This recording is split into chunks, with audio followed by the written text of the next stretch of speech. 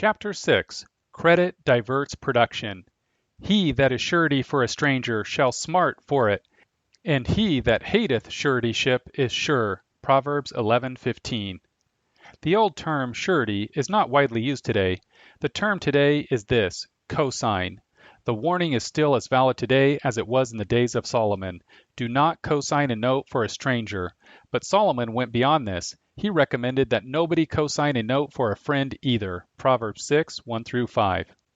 When you cosign a note, you become the collateral for a loan. A lender has decided that the person who requests a loan has insufficient collateral. The borrower has no way to pay back the loan should his plans for the borrowed money go awry. He has insufficient marketable assets in reserve. In other words, he has a low credit rating. The lender does not want to make the loan on this basis. So the prospective borrower seeks out somebody who does have collateral and who does have a good credit rating. He asks this person to co-sign the loan. If he defaults on the loan, the creditor will then come to the solvent friend of the now insolvent debtor. He will collect the money owed to him from the solvent friend. Solomon recommended that nobody co-sign a note for a friend. Obviously, if it is a bad idea to co-sign a note for a friend, it is even worse idea to co-sign for a stranger. It should be clear from this pair of proverbs that credit diverts production. Productive capital is shifted from one investment to another. The would-be borrower did not have sufficient credit to warrant this shift of investment. Only after his solvent friend co-signed the note was this creditor willing to divert production, meaning capital assets used in production, from his previously highest-ranked investment opportunity to the new one. He would not have diverted his capital had the solvent individual not been willing to co-sign the note. The signature of the friend lowered the risk of default for the creditor. This moved the loan into first place on the creditor's scale of investment opportunities. With this in mind, let us consider the economics of government loans to businesses. 1. Owners. Who are the owners and what do they own? There are two owners, the lender and the borrower. The lender owns money. This is a capital asset. It could be used for consumption purposes, but the owner is a capitalist. He prefers to put his money to use in order to gain even more money later on. He looks for borrowers with good credit ratings to lend to. Because the lender owns money, what he owns is easy to see and understand.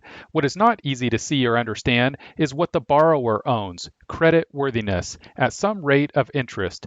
This is the thing not seen. Henry Hazlitt put it this way. There is a strange idea abroad, held by all monetary cranks, that credit is something a banker gives to a man. Credit, on the contrary, is something a man already has. He has it, perhaps, because he already has marketable assets of a greater cash value than the loan for which he is asking, or he has it because his character and past record have earned it. He brings it into the bank with him. That is why the banker makes him the loan. The banker is not giving something for nothing. He feels assured of repayment. He is merely exchanging a more liquid form of asset or credit for a less liquid form. Sometimes he makes a mistake, and then it is not only the banker who suffers, but the whole community, for values which were supposed to be produced by the lender are not produced and resources are wasted. In any economic transaction, there is an exchange. The exchange is an exchange of ownership, either permanently or temporarily. In this case, it is the temporary exchange of ownership. The owner of money lends money, meaning the use of money, to a borrower. What does he receive in exchange? He receives a promise of repayment of the original loan plus an additional payment later on. The rate of interest, the price of the loan, is in the contract. So is the length of the loan, the deadline for repayment. The lender knows better than to seek something for nothing. So what does he seek? He seeks a written promise of repayment. He seeks it from someone who possesses good credit. The borrower's credit rating is the asset that undergirds the written promise to repay. Therefore, the borrower is someone with capital. This capital is his reputation as a reliable participant in the economy. Because both of the participants in the exchange are owners of capital, this makes an exchange economically rational for both of them. Because each of them is an owner, each of them has legal sovereignty to make the exchange. Each of them possesses ownership rights in his respective forms of capital. Property rights means immunity from coercion, either by private citizens or by the state. The threat is this: the state may revoke some or all of these ownership rights. 2. Window.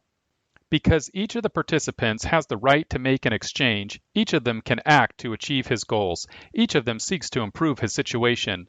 The owner of money wants more money in the future. The owner of good credit has some use for the money during a specified period of time. He therefore borrows the money, using it in whatever way he chooses. On this basis, he will repay the creditor in the future. This enables a borrower to buy either consumer goods or production goods. He is able to use this money to achieve his goals. He then makes bids on assets. If he's a capitalist, he buys capital equipment, raw materials, labor services, and perhaps land where he can operate a business. He does so in the hope that he will be able to produce a product or service that will be valuable to customers in the future. He thinks they will be willing to pay him more than he has paid to buy or rent the goods and services necessary to produce consumer goods or services. In other words, he buys low and sells high. The loan that he receives from the capitalist enables him better to serve the demands of future customers. If he is correct in his plans, he will reap a profit, and he will then repay the loan with interest. The lender gets what he wants. The borrower gets what he wants. Customers get what they want. The original investment leads to greater production, which in turn leads to greater customer satisfaction. In each case, the asset owner acts on behalf of future customers, that is, money owners. Each asset owner is a representative, economically speaking, of these future customers. Of course, these future customers may decide to become future non-customers. They retain the legal right not to purchase goods and services. But from an economic standpoint, the capitalist must operate as representative agents for future customers, because customers have money, and money is the most marketable commodity. Customers are in authority. 3. Stone. Into this voluntary series of voluntary arrangements comes the state. The state taxes individuals and businesses in order to gain revenue. It also borrows money from lenders. In some cases, it borrows money from central banks, which create new money out of nothing in order to buy IOUs from government. An agency of the state then makes money available to businesses. It makes loans at a rate of interest that is lower than what the borrower would have to pay in the private capital markets. There is a reason why the borrower would have to pay more in the private capital markets. He has a low credit rating. This is another way of saying that he is a higher risk borrower than other borrowers in the market for loans. Bankers and other potential lenders have examined this person's past credit, and they have determined that this person is a bad credit risk at a low rate of interest. In order to make a loan viable, he must pay a higher rate of interest in order to compensate the lenders for the higher risk of dealing with him. He then goes shopping for a loan from the government. An agency of the state then determines that this borrower deserves a loan. The state takes some of the money that it has confiscated from taxpayers and it turns this money over to the borrower. It does so at a below market rate of interest. Private lenders would have charged the borrower more, given his low credit rating. The state agency does this for a reason. Such loans are popular with voters. Also, the state agency does not put its own money at risk. It will get more money in the next fiscal year. It has a guaranteed source of money for as long as politicians decide that it is good politics to fund the agency with more confiscated money. In other words, the agency does not make the determination based on economics. It makes the determination based on politics. 4. Costs. We never get something for nothing. Therefore, we should follow the money. We should search for the things not seen. Here is what is not seen by the general public. First, money that would otherwise have been available to professional lenders to lend to borrowers with high credit ratings is not available to the lenders because it has been confiscated by the state. Second, those borrowers who would have obtained loans based on their high credit ratings are not able to obtain these loans because the money has been funneled from the government tax collecting agency to the agency that makes loans available to high risk borrowers at below market interest rates. Then there are the future customers of those borrowers who would have used the borrowed money to go into production. They do not go into production because they did not gain access to a loan. Because there was less money available to private lenders because the government had confiscated the money, the lenders are not in a position to lend out money to otherwise qualified borrowers. The future customers of these borrowers pay the price. They do not perceive that they pay a price because they do not see the goods or services that are not offered to them for sale. These are the things not seen. Because the borrowers are higher risk borrowers, there is a higher rate of default on these loans. Who makes payment on these defaulted loans?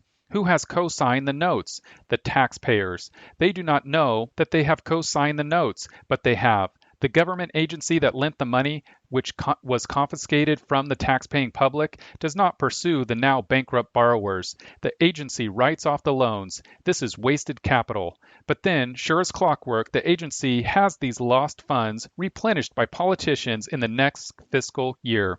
The losers are the taxpayers. The lending agencies co-sign the notes on behalf of the taxpayers, but without the knowledge of the taxpayers. The taxpayers pay the agencies in the next fiscal year. Because customers face a reduced range of choices for their money, they are poorer. They do not perceive that they are poorer because they do not see the things not seen, the goods and services that would otherwise have been offered to them, but which were not produced, precisely because the government had extracted wealth from potential lenders. The government then loaned the confiscated money to producers without experience and without good credit, but who qualified in terms of political criteria rather than economic criteria. They were the right sort of borrowers from a political standpoint. Some customers are benefited, of course. These are the customers of the companies that did not go bankrupt after they borrowed money from the government agency. These customers have their wants satisfied, but had the government not confiscated the money from the taxpayers, these customers would have had to pay more for whatever it is they wanted to buy. This is because there would have been fewer goods and services offered to them.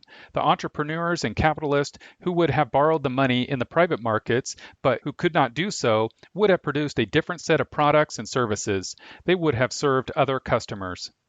So, there is a redistribution of wealth between certain classes of customers. This is not perceived by the customers, nor is it perceived by the politicians, but this is the inevitable outcome of the initial intervention into the market by the state. It leads to reduced production, and it also leads to the subsidizing of certain groups of customers.